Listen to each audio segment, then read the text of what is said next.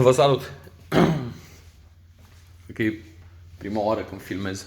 Am să vă arăt cam care este situația când cumperi direct de la dezvoltator și aștepți după el îți dă termen în iunie și n-ai reușit să te muți nici măcar în decembrie. Și între timp, când încălzești casa, încep să apară chestiile astea. Aici, nu mai știu sigur dacă a apărut sau nu.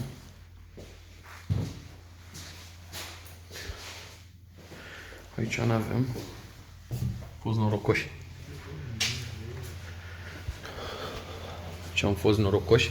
Aici era o faianță, bine, pe aici, pe partea asta altă nu era nimica.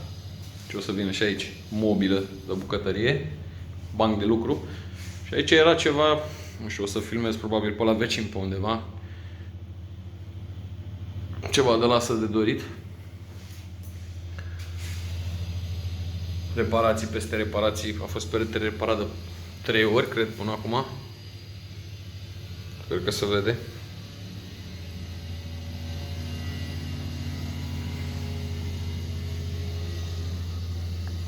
Și la pies de rezistans, sau cum se spune,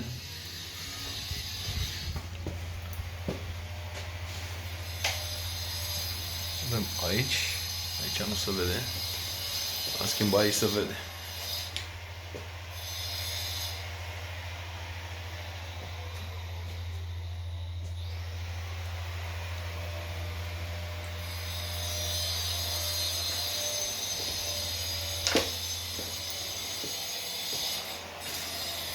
Aici aveam decorativă pe terasă, am decis să îmbunătățim.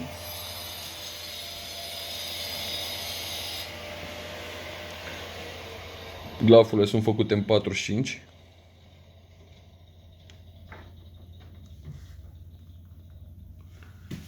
Urmează reparațiile.